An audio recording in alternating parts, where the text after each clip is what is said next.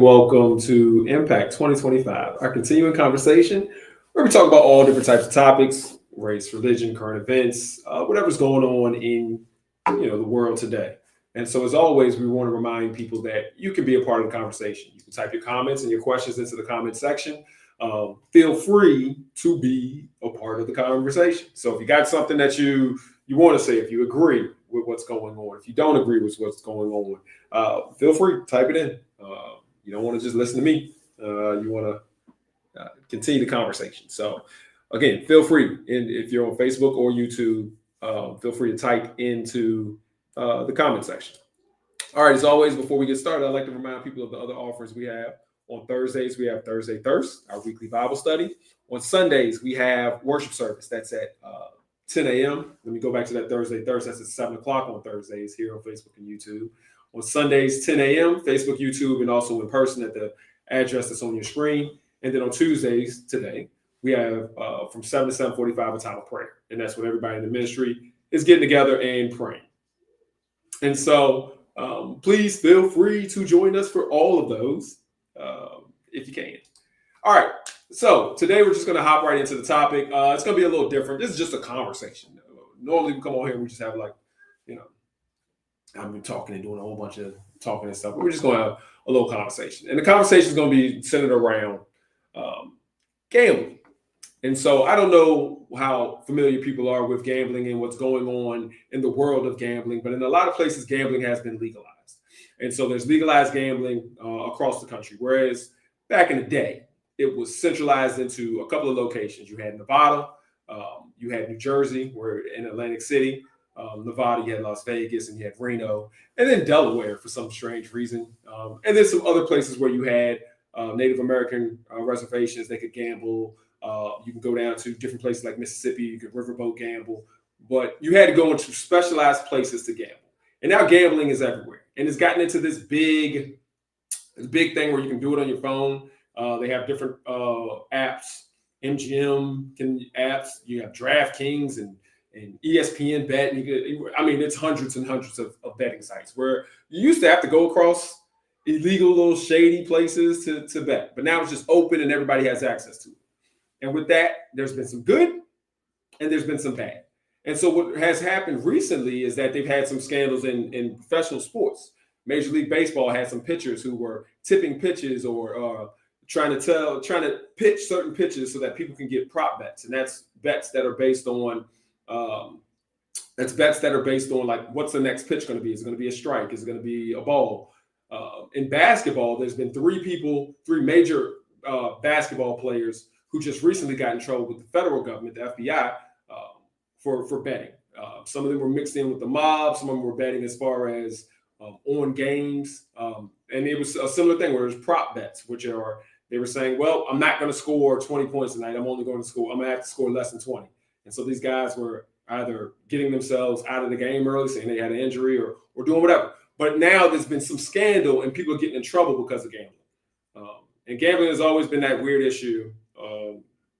Some people believe in it. Some people think it's bad. Some people think it's good. Some people think it's okay. Some people think it's morally reprehensible. And so we're just going to have a quick conversation about that.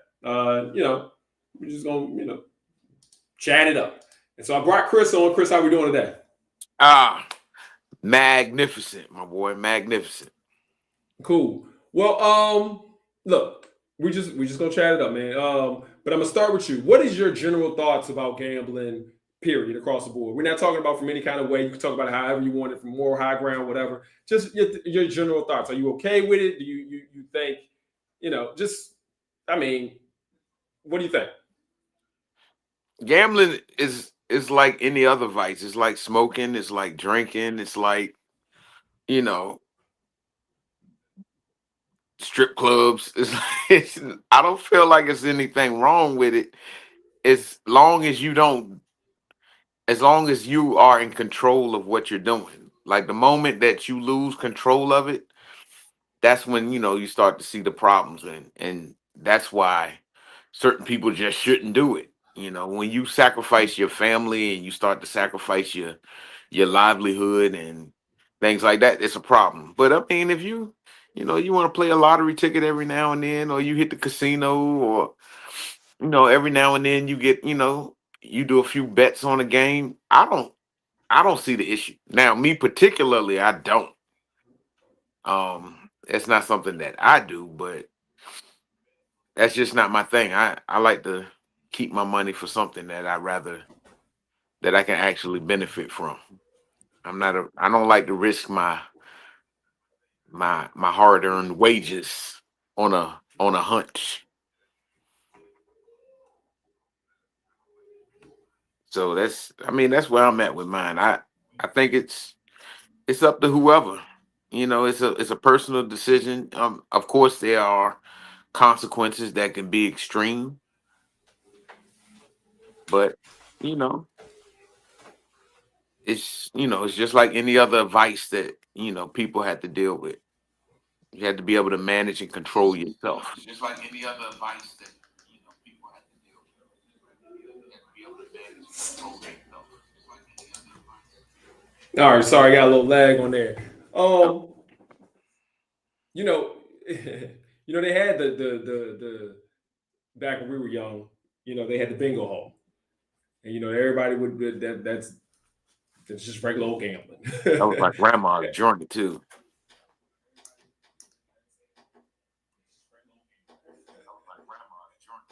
Yeah, and so some people they'll be like, all right, well, the church can't gamble, and you shouldn't be gambling because of this and because of that. But we've been doing it for so long. But I think that just the access now kind of changed the game a little bit. It's different when you got to break your neck to go gamble. You know what I mean? Like it's different when you gotta meet a guy in a shady alley. You gotta have cash. It's a little bit more difficult, I'll say, to get in trouble. A lot of like get addicted and get a lot of trouble. You still can. A lot of people did, and you ain't got a bit in trouble and everything like that. But I think now the access is the problem. Like it's just so easy. Like anybody can do it. Because the only gambling I don't know how it was when we were young for you, but for me, the only two times you would see people gambling, well, three times you would see people gambling. Like I said, the bingo hall. You see people gambling if they went on one of those bus trips. You got the aunt or the uncle who would go on those bus trips and they would go to the Mhm.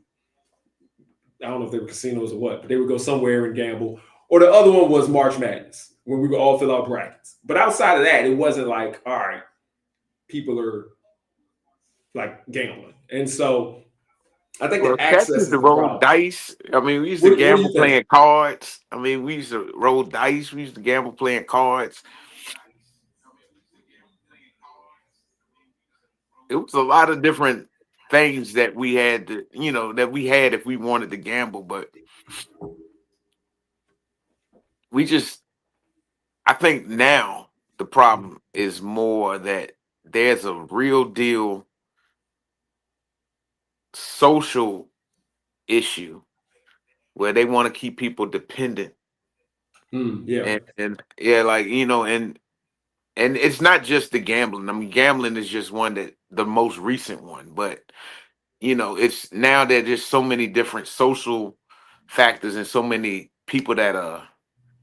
businesses that are now creating profit margins from keeping people dependent, and Right. Yeah.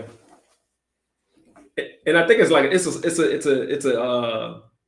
losing proposition every time. Like, as they say, it's a reason that the hotels in Las Vegas look so nice. Or if you go to, if you're going out of the country, you go to Macau, it's a reason that they can have such nice places because, 99% of the people, y'all gonna lose. yeah, just giving them money, Right. but not for free. Like, just I'm just giving you the money, like we're on the idea that I might hit big. Mhm. Now, but let me ask you about the sports side. Let's go back to that. Yeah. Is it a trap for these young guys? Whether it doesn't black, white, young, old. Is it a trap for these guys, especially the ones that come from, you don't come from a background of money, and they put you out here, you get all this money, but then you got the mob that's coming to you, and they saying, look, you better take this dive and get this extra money, or you want to help all your boys out. and you say everybody, and again, this is the problem that's been happening. You call up all your boys and you say, look, I'm hurt. I'm gonna play for like 5 minutes and then I'm coming out the game. So y'all can bet that I'm not gonna make the 20 points a night, 50 points a night, and all y'all can get, y'all can make money. It ain't got nothing to do with me per se, other than the fact that I'm telling y'all that I'm not gonna play tonight. And so all your friends go out, they can make $10,000 in one night, $5,000, depending on how much money they're gonna do. The pressure of I'm gonna take care of all my boys. I had that. Right.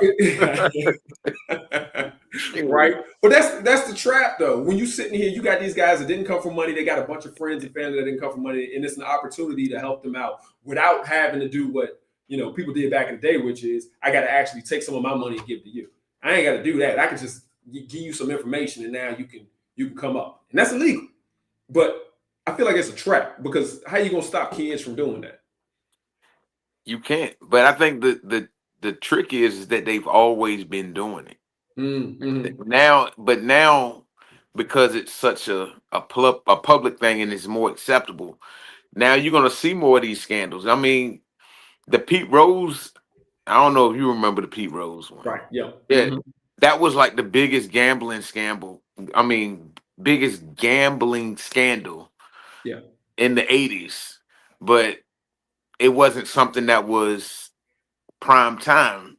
I mean, it was prime time, but it wasn't something that was, right, something that we were associated with, and we didn't really know the gambling was that deep, right, until that happened. But now, I mean, they got gambling ads on TV, they got gambling ads on social media. Anything that you really look at, there's some kind of gambling ad. So gambling is far more prevalent, and so you're going to see a lot more of these big name stars get hit. Like Chauncey Billups got hit. I was like, Chauncey Billups? Right. Yeah. I was like, Chauncey Billups was like one of those classy guys. I mean, he played on a rough team, but I always saw him as like the, right, that kind of a classy, moral, high standing guy. Right. And so he got caught up in the scandal, and just hearing some of these other cats, I'm like, man, like, and then you just got to be careful, man. And money's something different, man. Like, it'll change. It'll make good people do things that, will destroy their, whole livelihood. Mm-hmm. You're right, man. Now, I mean, we are a gambling culture. It's just been like that. I mean, at the end of the day, I participate a lot in the stock market. For a lot of that, it's gambling. That is gambling. Right. It is.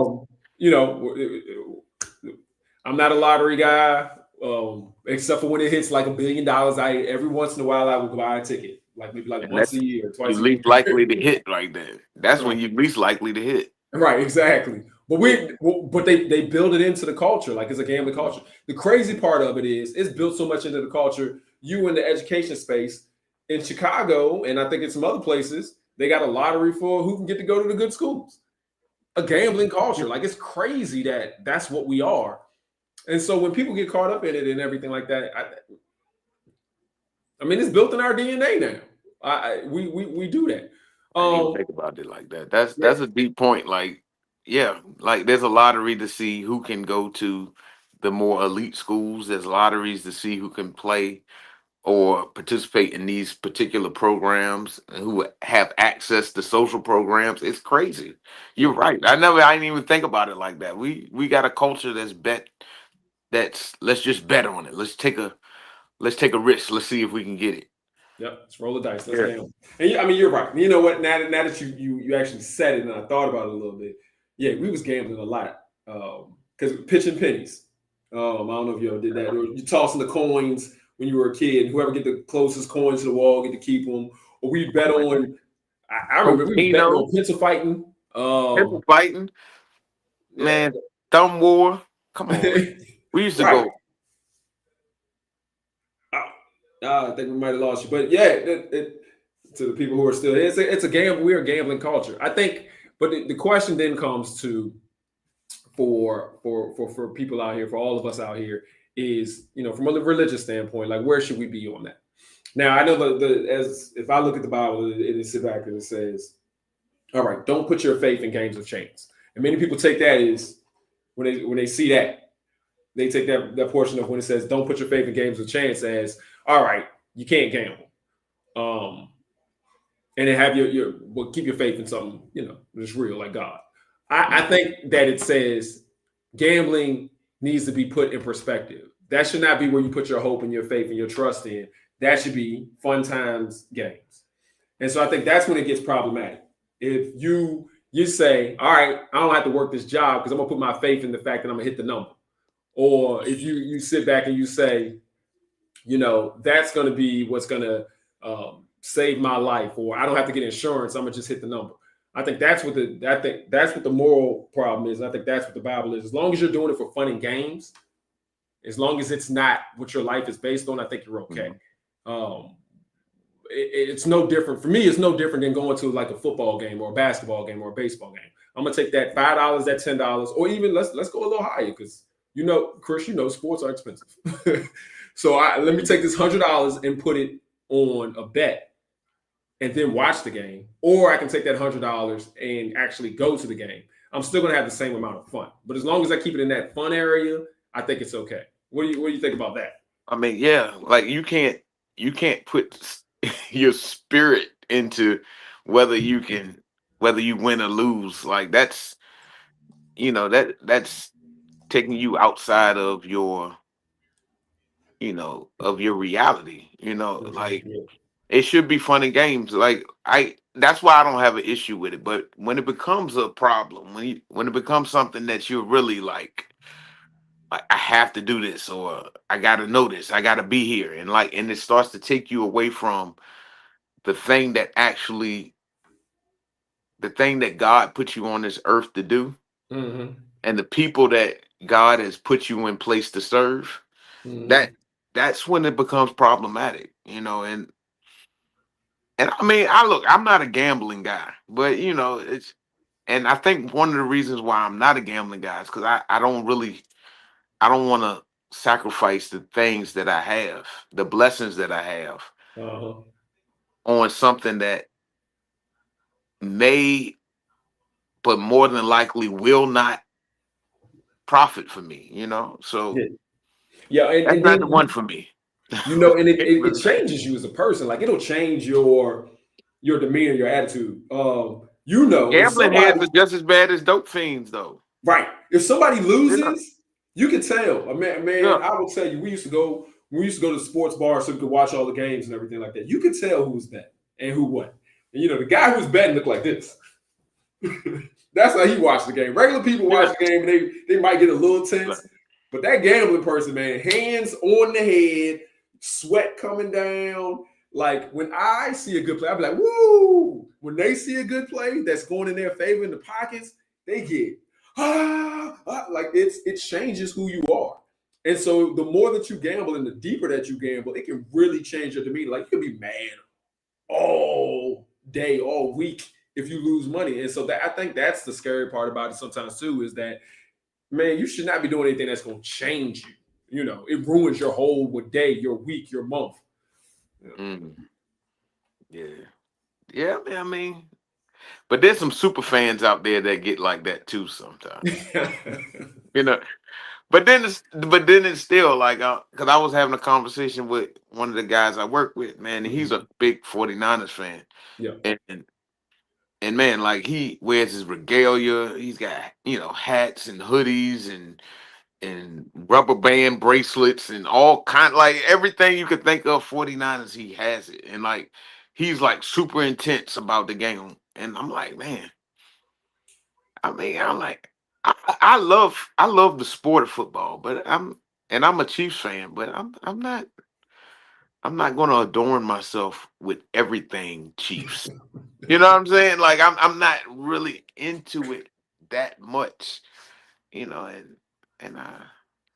I just realized that there's some people that's part of their identity. Yeah.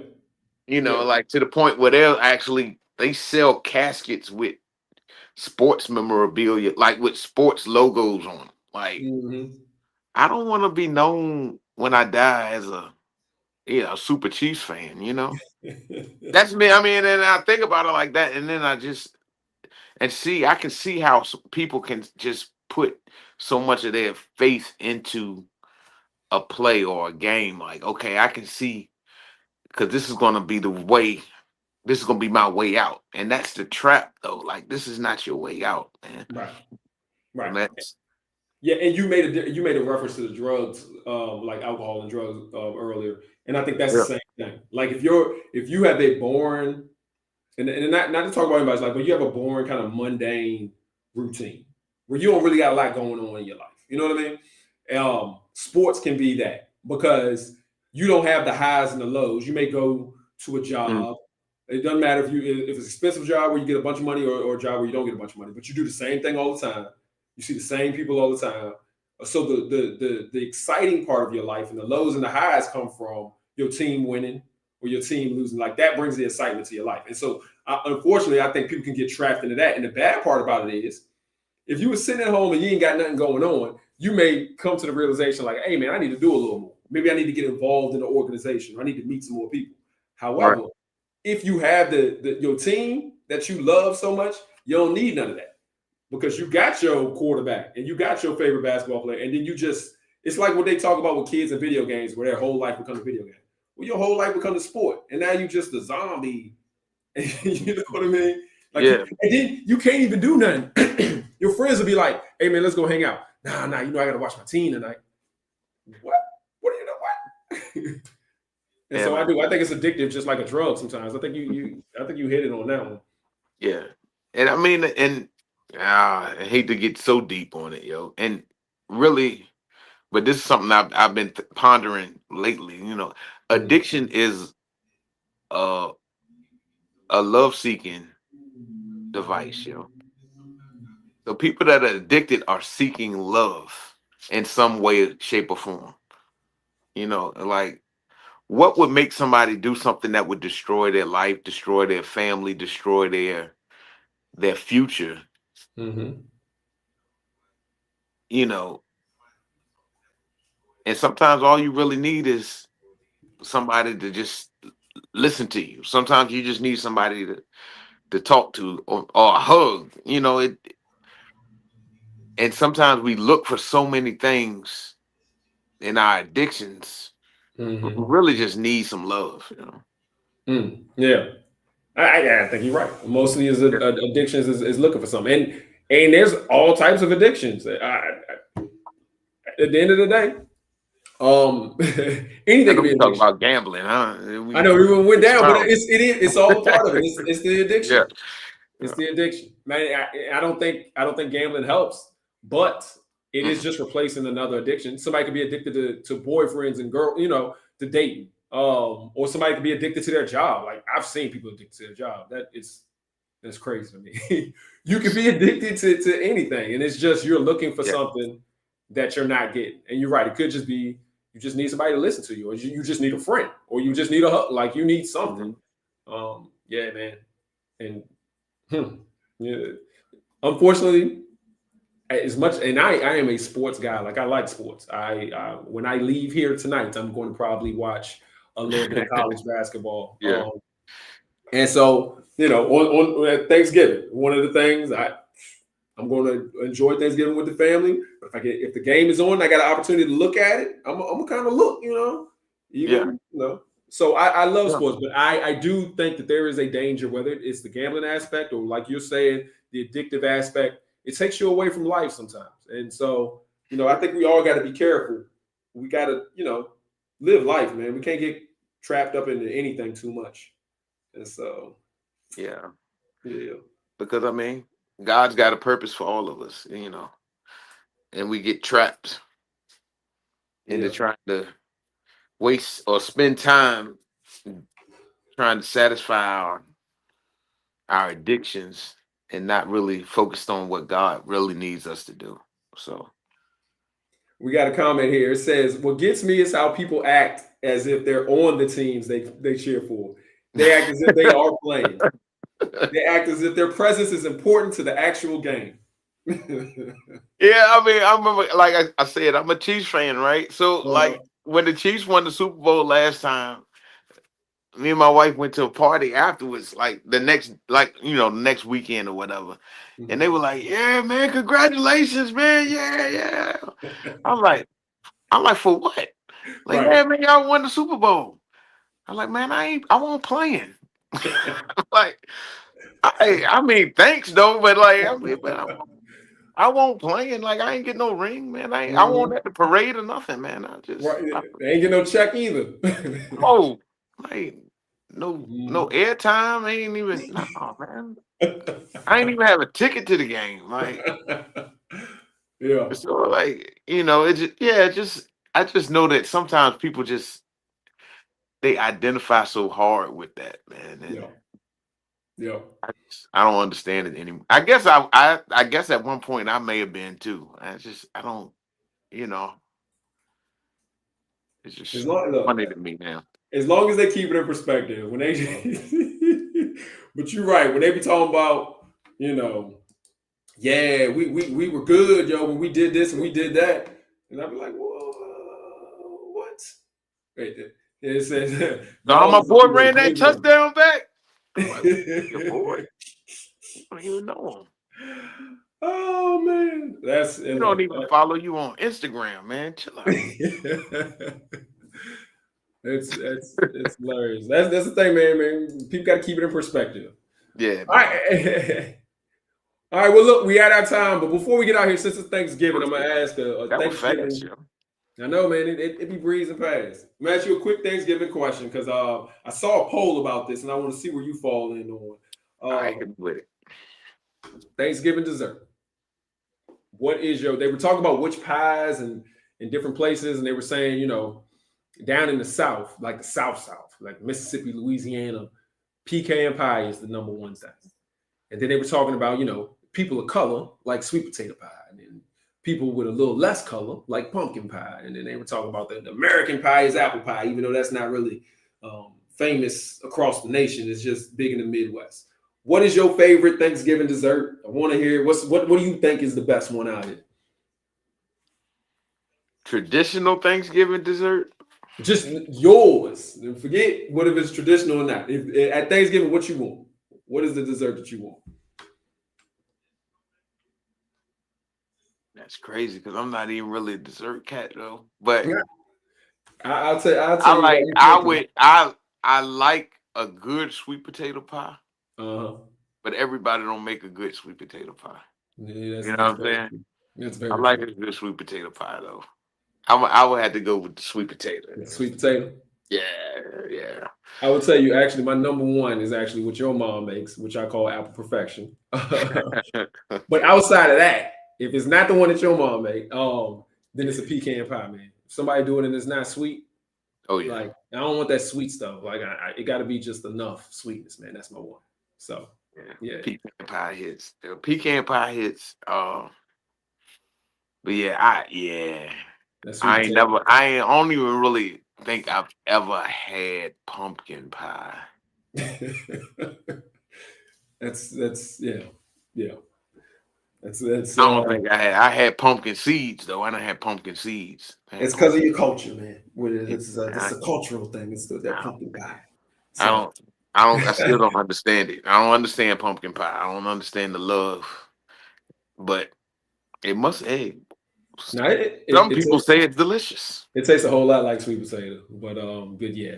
But yeah, look, hey man, I wanted to go into that segue because I wonder everybody out here just wish everybody a happy Thanksgiving. Make sure that you get with your family. You know, if you can, get with family. That's the time that we appreciate one another. Also, here at the church, anybody that's in the local area, we are having a Thanksgiving dinner here. I know a lot of people can't get with their family and friends, but it's at 3:00 here at the address that's on your screen. Feel free to come by. If you can, it would be great to give us a little call or a little heads up, just so we can make sure we have enough for everybody. But yeah, we're going to have it here. Just, everybody can't get away. And sometimes people just want to get together. And so 3:00, we will be here. Anybody that's in there. So come holler at us. Eat some good turkey and all that other kind of stuff with us. I don't know if we're going to have sweet potato pie or pumpkin pie. I know we don't have pumpkin. I don't know what the dessert will be, but we will have something here. Outside of that, quick reminder again, Thursday, 7 o'clock. We have our weekly Bible study, Thursday, Facebook, YouTube. Sundays, 10 o'clock. We have service, Facebook, YouTube, and in person. And on Tuesdays at 7:45, we have a time of prayer. Please pray with the ministry. Chris, thank you again for coming in. And everybody, thank you all for your comments and joining us. And join us again next week.